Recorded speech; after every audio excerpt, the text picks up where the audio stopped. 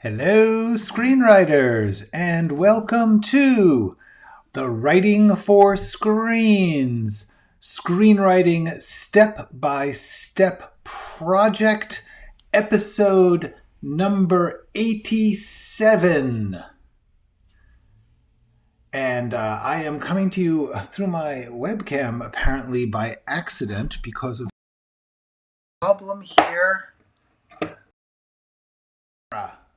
Once again, we've been having camera problems. Welcome. Sorry, I apologize. Let me... Oh, look at this. Wait. Am I back? Am I... No, I am... Ah, there we go.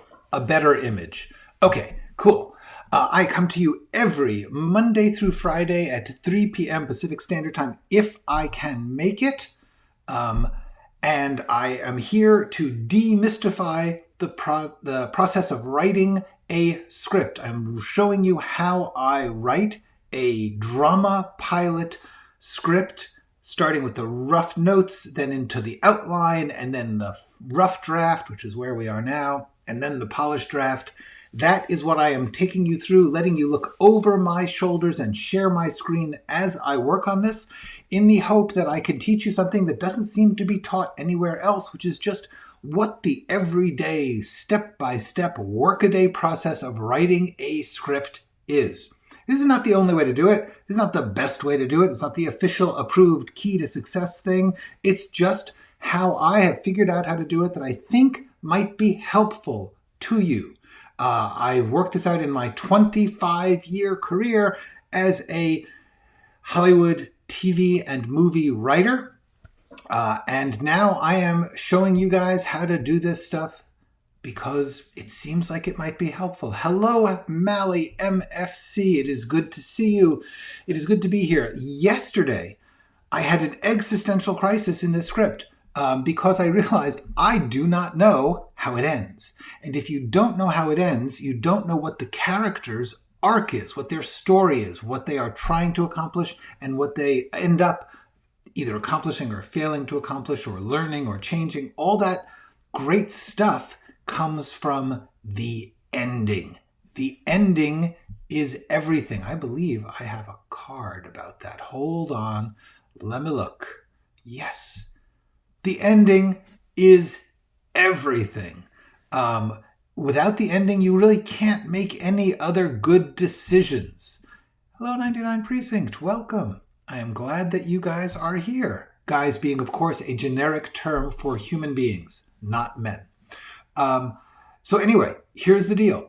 Without the ending, I really don't know what this story is about. Because if I've got this pair of characters who are coming together and finding love, but at the same time having their lives threatened, how they resolve that problem is the point of the story.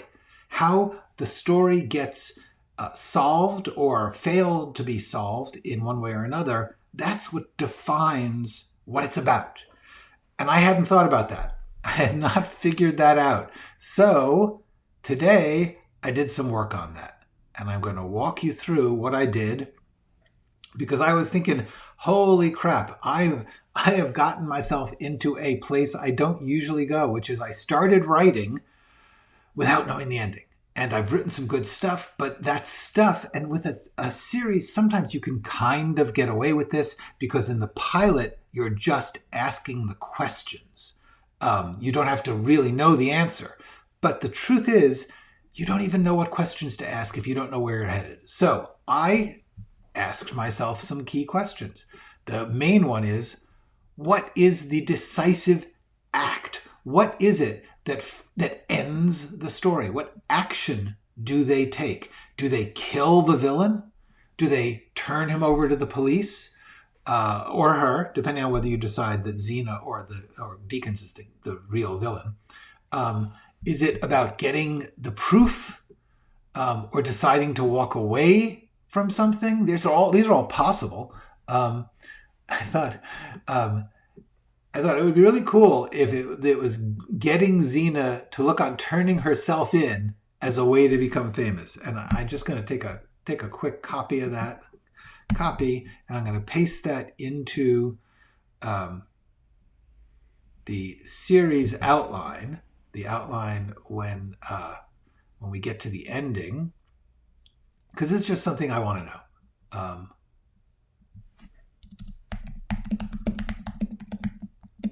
Part of the ending should be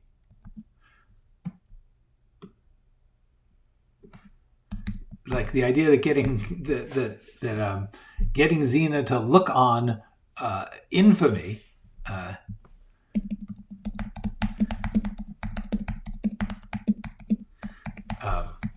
That just seems like such a cute notion that I just don't want to lose that. But anyway, here's what I came to. Any of those are possible. It is entirely possible that the ending here is they kill the bad guy. The other is that they get killed. I mean, all of these are possible. Hey, party peoples, to you, Kitschy. We are partying here. We are partying plot. We are partying the big picture, the question of the ending. So then I said, okay, let's think about what the story means to Madeline and Norman. In other words, it's possible that they kill. It's possible that they get killed. What I have to decide is what feels right for what I'm trying to say about these two people. So I had to think, what is their story?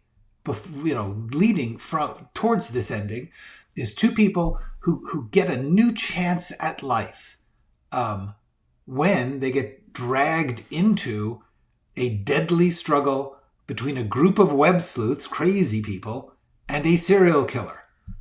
And that's what the story is. And the question is, how do you resolve that problem of they're finding happiness, they're finding love, and at the same time, their lives are in danger.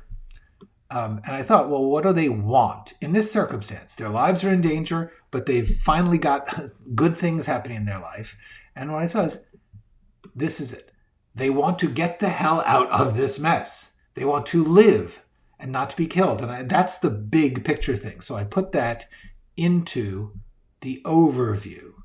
Okay? What do they want? And then I typed that. To get out of this mess. Okay. So that's where I am with that. But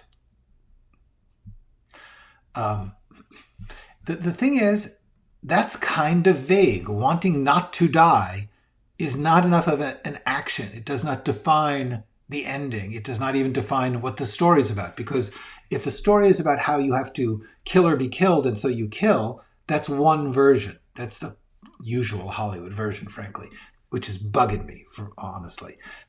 But then I suddenly thought of something which I don't understand why I have not asked this before. Why can't they just go to the police? I must have, at some point in the past 87 days, considered this question. But at the moment, it seemed like, holy crap, I don't know why they don't just go to the cops. It's like they have these people, they know this bad, people on all sides of them are doing bad criminal things. And why don't they go to the police? They don't owe these people anything. And I thought, actually, the best reason would be the police don't believe them. But then the question is, why wouldn't they at least investigate? And I realized I have to add that as a step in the story. They have to go to the police, and the police have to investigate this. But I thought the cool thing would be Xena and the others just deny it. And since they all seem, they're all pretty crazy, and Norman and Madeline are telling a very crazy story, I thought the great idea is that the police don't believe them because all of these people seem crazy, and Madeline and Norman have absolutely no proof of what they're saying. They're saying, oh, these people are concealing the fact that the serial killer called them and stuff. It's just like, that's nuts. So I put that into the outline, the outline for what's going to happen. Where is it? The outline for the rest of the series, because that will happen after the pilot. And what I've done. Okay, so yeah. So whenever you think of a scene, put it in the outline. In this case, I have 2 outlines, one for the pilot itself and one for the rest of the series, all the things that are going to happen that I'm not going to get to write in the pilot. So I put this into the series outline. That's here. See? Series outline. Okay, so I say they go to the police don't believe them. The police investigate everything they say, and it's just he said, she said, which is really a poor phrase, but in this case happens to be true, with no proof. So there we go. Okay, so what we have done, I've just happened to have figured out a good thing for that part of the story. So I'm just going to close that up. All right. So, by the way, just for me, when I get a good idea in the notes, I tend to write, I think that's going to work. So I did that. Then took a little break and I came back and I got back to the main question. It's so easy to lose sight of the main question, of the relentlessly hard question, which is, what do they want specifically? You know, in the story, they want it to be over. They want to get out of the mess. That's very passive. Okay? So I thought, how does that turn into a specific action? Okay? Are they trying to identify the killer? Are they trying to escape? This has to be something that the audience is going to want to get on board with. These are our main characters. We want the audience to be like, yeah, if I was in that situation, I would run. So then I thought about things that they do. They try reporting it, and then they try, when that doesn't work because the police don't believe them, they try solving it. In other words, if they can identify, if they can find the serial killer, they can get him arrested and put it away. That does not work because they're working with crazy people. And so then they end up trying to run away. That's something that I had in mind before. So with all, this is really important. This is really the story of the whole series. And so I put that into the overview. Okay, they're trying to get out of this mess. So first they try reporting, an active verb. It's a thing they do. That doesn't work, so they try solving, detecting, interrogating, puzzling. But that gets too messed up by the crazies they are working with. I haven't figured out how, but that's the point. So then they try escaping. Just on the... Oh, gosh darn it. Hang on. I'm coming back soon. Let's see. Okay. What is going on? There we go. Oh, then I turned it off. Okay. Heck. All right. Okay, we're back. Hey. Okay. So, this is good. This is the shape of the series. But then, I still have not figured out what the ending... Oh, you know what? I'm just going to leave it off. There's something terribly wrong here, and I don't know what it is. Oh,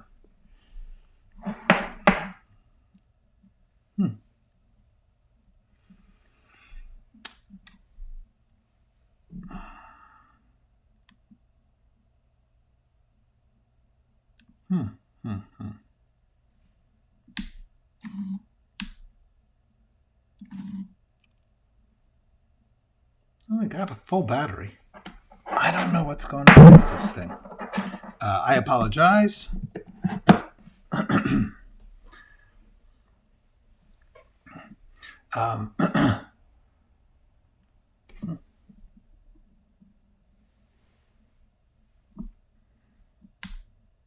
I guess we won't worry about it right now. Okay, so here's the deal. The decisive, I still have not figured. Yeah. That's actually not impossible. I will check that. Note, Happy Face Killer Doc. Interesting. I do not know what that is, but I will look. Happy Face Killer Doc. Okay. So the biggest question, the most important question, what ends it? What ends our story? How does this these two people get dragged into this psychotic situation where murderers and crazy web sleuths are going at each other, and they have to. And it's like a rule I have, is that basically, I think most times the end of a story, the character has to do something they've never done before. That strikes me as not every story, but many stories. The character has to do so, because here's the thing: if it was something they could do, they would have done it in our story. That the whole point is they're trying all these different things. Why don't they try whatever it is that works earlier? It must be something that's very difficult for them, or something out of their comfort zone, or something that they can't even conceive of. In some way, they have to do something they have never done before. And in this case, I can tell you, with most stories about murderers, you end up having to kill the murderer. That's Hollywood's resolution. There's a famous quote from Stanley Kubrick, who said, the problem in Hollywood with violence is not getting people to enjoy the violence. It's giving them a reason to let themselves off the hook for enjoying the violence. That almost every Hollywood story that includes violence ends with the main character being violent. And his point is, the problem isn't that we don't want to watch movies about that. The problem is just making sure that we justify it, that they have no chance, that the killer is the worst person ever, that there's no other way to do it, that this is it. And that's comforting. It's comforting. It's comfortable. It's the myth of the lone hero on the frontier who's going to have to shoot it out with the bad guy. But the truth is, there are many other types of resolution in a story. And my question is there a way? Yes, exactly. Neo has to fight Agent Smith, which is really, it's a case of,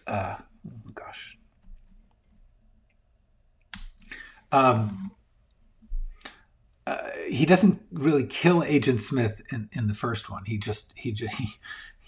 temporarily kills. He short circuits him. But yes, in all of these stories, what we're dealing with is this concept of the showdown, of the death struggle. And yet, in our real lives, in our 21st century existence, is that the best solution? Is that the only thing that we can do? Is that the only story we want to tell? And I'm wrestling with that. It just seems wrong to me to, yes, it's sort of fun to find a way to justify that nonviolent people get to be heroes by murdering. But then I tried to think, well, what else? What if they conceal something, or even let someone get away? The big problem, I thought, is violence isn't what they're wrestling with. It's not like they're wrestling with, gee, should I murder? Should I murder a bad guy? That's not their problem. Their problem is basically, how can I live my life and get the best of it and do the best with it? As I said to myself here, they are wrestling with the value of their lives. They don't want their lives taken away from them. That's very different from, I want to have a good reason to kill someone. So so for Madeline, she has not taken risks, not been fearless. And the funny thing about this is that this story then kind of is suggesting that if you become fearless, you put yourself in freaking dangerous situations, which I like that. So what I got to, and I bolded this so I would remember it, I think what I want to say about all this is it's perfectly fine to run away. There's nothing wrong with just, somebody's trying to kill you, run. But while that is philosophically a good statement, it's not a very satisfying ending. And then I thought about burn after reading. And I later thought about another Coen Brothers movie, their first one, Blood Simple. By the way, if you have not seen Blood Simple, it's amazing. Blood Simple is a truly phenomenal little noir. And in both of these cases, Burn After Reading and Blood Simple, somebody basically walks away from a scene of carnage. Although in Blood Simple they do get involved. But I was thinking, is it a satisfying ending where they survive everyone killing each other and just walk away? And I think that's the ending I want to have. And I think I can do it. I think that sometimes you can end with just a certain sense of like, wow, the world is insane and I just want to survive it. So I think the point is, in the end, after they try reporting and then they try solving and then they try escaping and they can't, so finally they have to confront, they have to kill the bad guy. But then they can't, they fail. That struck me as a terrific story. That's a story I want to tell. And this is really important.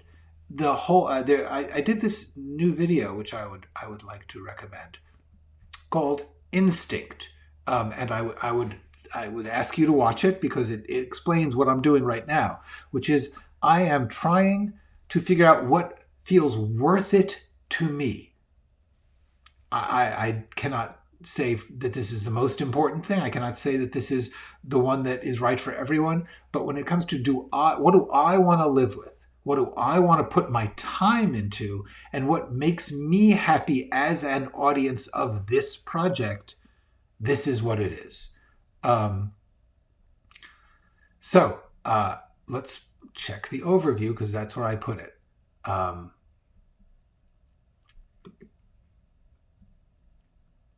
So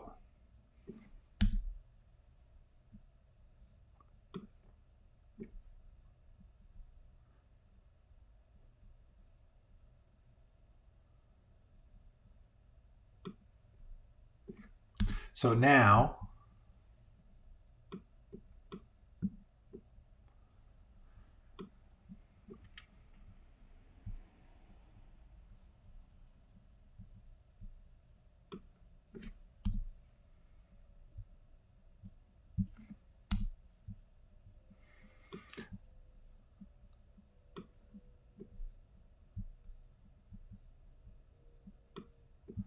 okay, so now I'm just formatting this into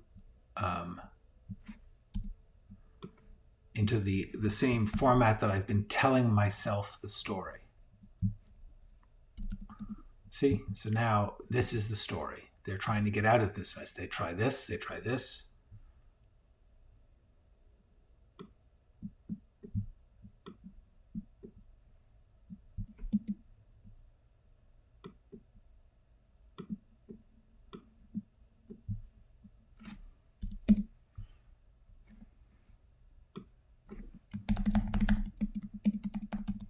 Okay, so look at that.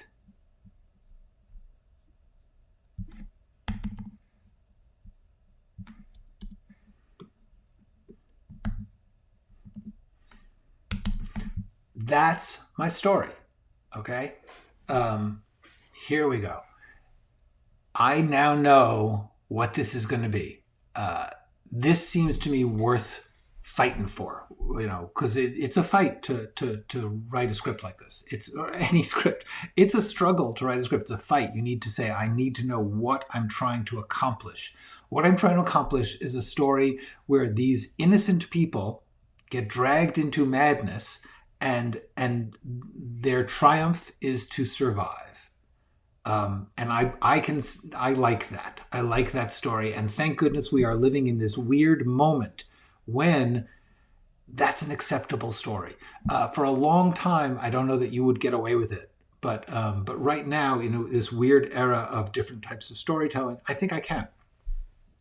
And also, frankly, the world has gotten so crazy that I do kind of want to make a stand for innocence and survival, and that's what this is. These I'll just keep as I'm going to put these in the models here.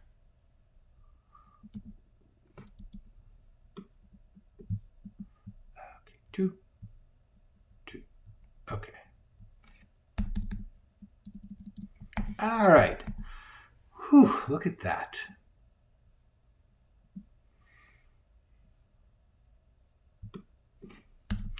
Okay. Oops. So let's see.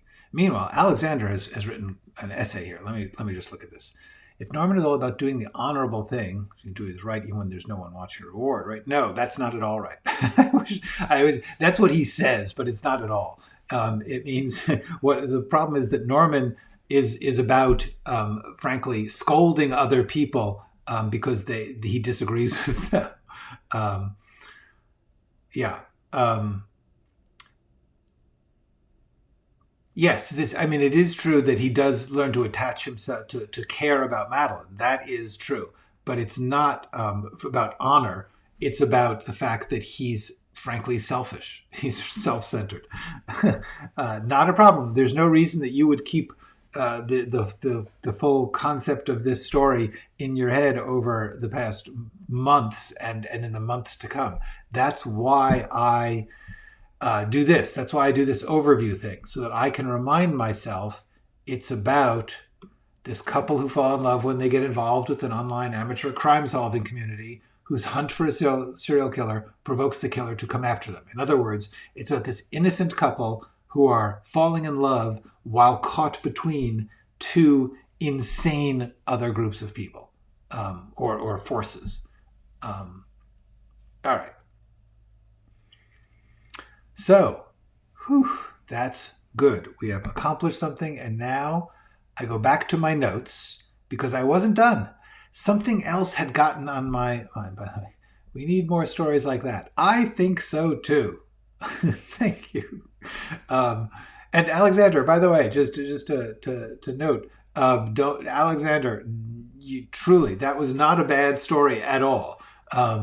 It's only a slight wrinkle on the fact that he's not as honorable as he thinks he is. That in fact he's self-centered and making a show of his integrity. But the big issue is I got very hung up on Deakins, the serial killer. I got hung up on the idea that he was still serial killing.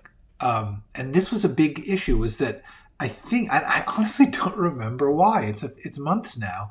And I think the thing is, I believe I was trying to figure out, like, when you make someone a villain, when you make someone a monster, a killer, a relentless serial killer, and you blame it. Do you blame it on how he was raised? Do you blame it on, some people are just born evil? Do you blame it on, what is it that makes a murderer, to quote a Netflix series? And I came down to, I don't want to say he was caused by his environment.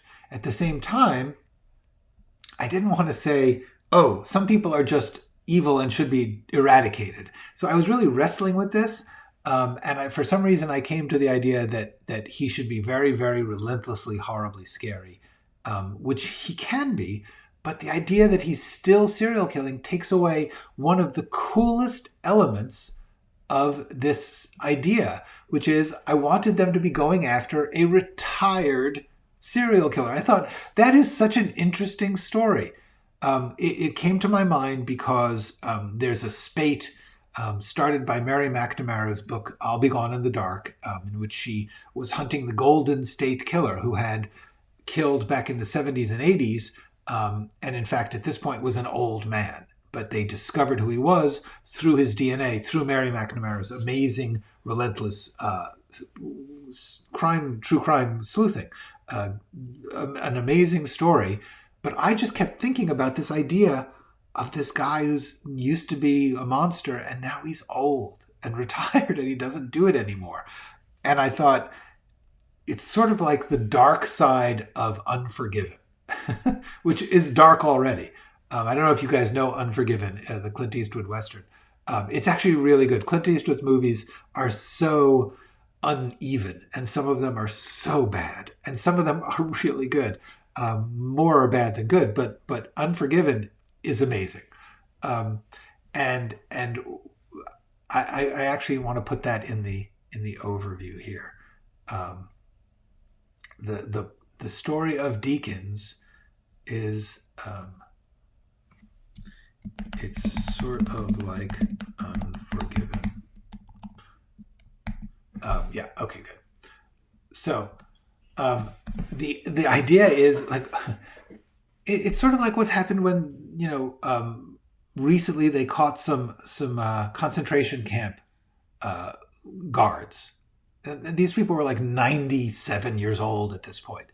And there is the question of like, do you prosecute someone who has already got a death sentence from nature? And the answer is, yeah, I think you probably should. Because even if they've become good, they should not be allowed to just walk away with no justice being done, no guilt, no responsibility, no punishment. There should be punishment when you do wrong. It should not necessarily end everything, but certainly, like I don't think I can stand by the death penalty to a good part, just because they get it wrong so often. But also, I'm just not sure that killing is an adequate punishment. I'm not sure who. Yeah, I mean, I guess in theory people are learning a lesson from that, but it doesn't seem to work that way.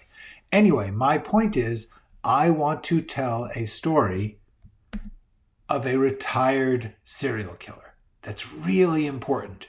And for some reason, in the pilot outline, in the series outline, I changed that, and I wanted him to not be retired. So that's got to change. Okay, so how does it end? There is a Madeline and Norman realize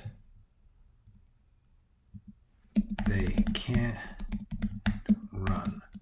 They have to confront and possibly kill the villain. Which villain? Madeline and Norman attempt to confront and kill the villain and fail. The various crazies and villains all kill each other.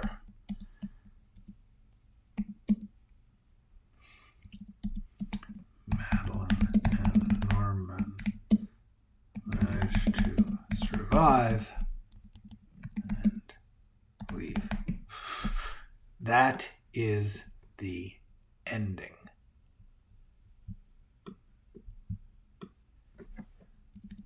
The end of the series.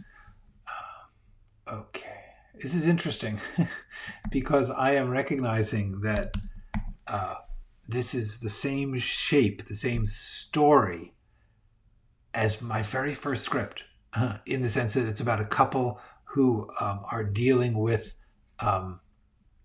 they're trapped between craziness, and they end up surviving a giant firefight and walking out of it. I wrote that over 30 years ago, but apparently some things just seem right to me.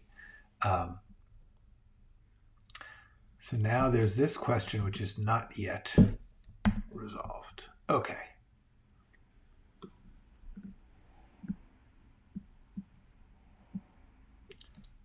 Okay. Well, at least we have solved some of it. That's not bad. I don't know what remember is. Remember. Not sure what that is. Yes, indeed. Unforgiven really works for me. Not everyone will like it, but okay. Cool and groovy. We have learned a lot today. Now, the thing we have not solved is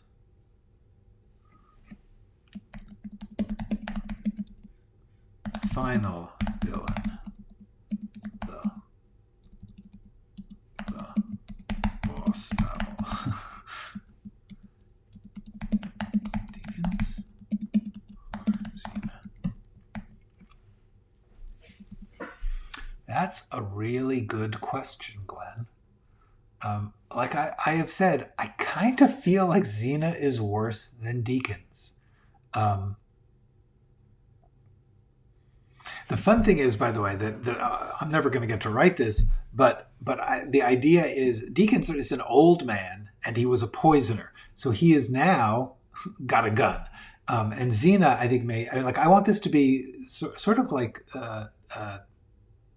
Terrence, whatchamacallit, True Romance. there's a scene where drug dealers and feds are all shooting each other, and feather pillows are flying, and it's a fun scene. I think that both Deacons and Xena are extremely dangerous, partly because they are no longer allowed to hide and sneak, and so they are being forced to be outrageously violent. Well, good cast. Oh, neat.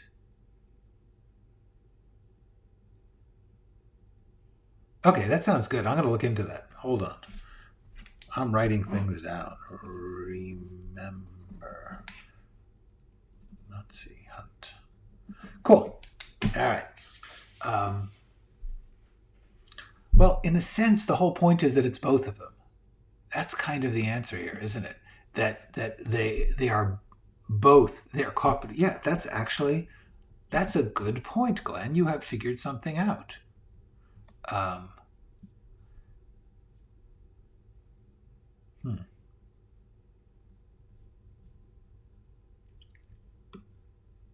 question is, where do I put this bit of information? It's actually here. No, it's not here. It's the pilot outline. Okay.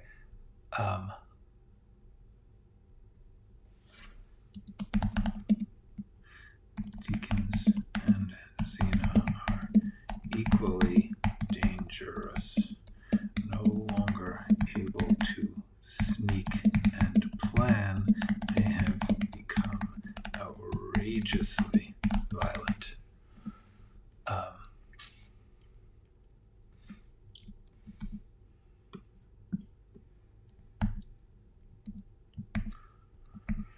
Okay. Cool. All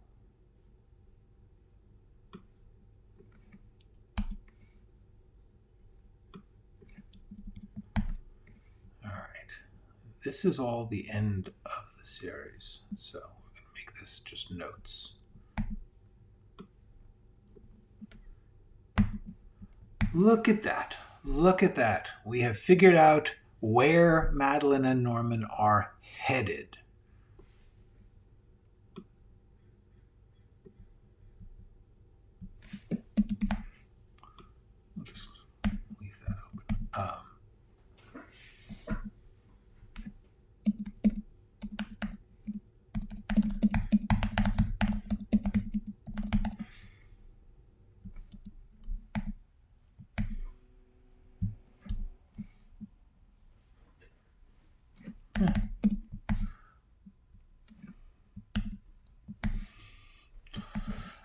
Okay, this is crucial. This is so crucial. I'm going to put it here in the overview as well.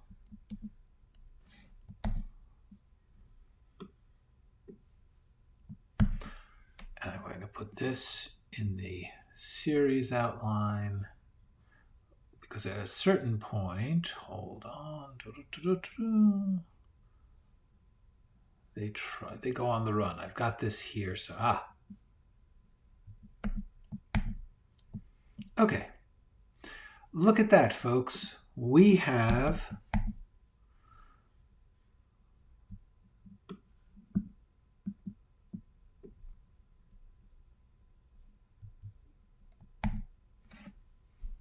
done this. We have got the story. That is a big thing because it means I can now figure out what happens in the first episode. Okay, denial. And what's that about, Kitschy? One more. What do we got? I'm definitely looking at remember. That sounds interesting. Oops. Okay.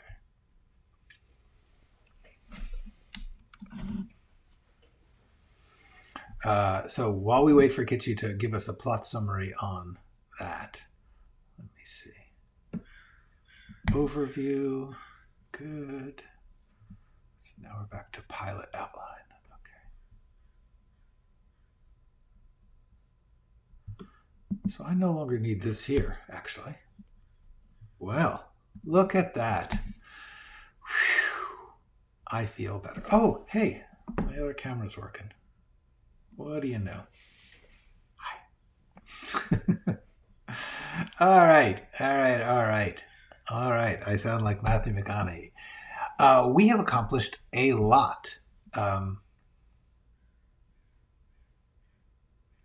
Yeah. This is really important. Let's see if I can get my camera to work long enough to talk to you. At first I was kind of cringing at the fact that we had run into this corner here of plotting problems. And I realized this is really valuable because even when you've plotted it more elaborately than I have, I mean, I rushed this, the weeks that I spent getting a rough story here, I knew that I was skimping on certain big things, but because I've done so many scripts, I knew that I was going to be able to figure it out sometime. And I didn't want to just drag you through the actual months it takes to plot out a story. But no matter what, when you write something, you run into these things where you think you've answered it, you think you'll be able to answer it, and then when you get to the moment when it has to become concrete, when it has to become specific, you suddenly realize you have not really thought about this. And the thing to do then is not panic. Don't panic, don't run, don't give it up. It's not bad. It's part of the game. Hold on. Yeah. Let me see. So you tell yourself the story. You go over it and over it and over it. You ask yourself questions. And you trust the process. That's really it. And then you figure stuff out. And partly it means sacrificing things you thought had locked in. I was so sure that I knew what Deakins was and that he was not a retired serial killer. Now I'm realizing, no, I don't even remember why that was important to me. I just know that now, stepping back, going to the outline, to the overview, to asking the big questions, you suddenly say, oh my gosh, it is clear to me now that thing has been steering me way off course. All right. So I'm glad this is great. I think it's great too. And Javier, thank you. You are. It's whether or not your dreams will come true. I cannot. Predict. But I can tell you this: if your dream is to write a script or to write something, doesn't have to be a script. I urge you to remember this. But the main thing is that dream can definitely come true. That one is doable. And that's what we're going to see by following this. Okay, quickly going to get a little plot summary here.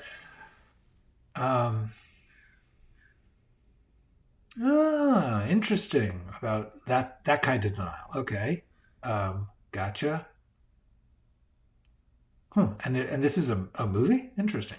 Um, I guess it's not a big budget tentpole. Hello, Siddhartha Rakshan. Hi from Malaysia to you too. The Buddha is saying hi in your image. Cool. Hi.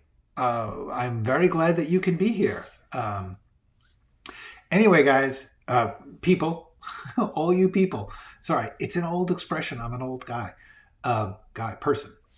I think we did good. We got some good stuff done here, and so I'm going to sign off with my familiar slogan: Go write something.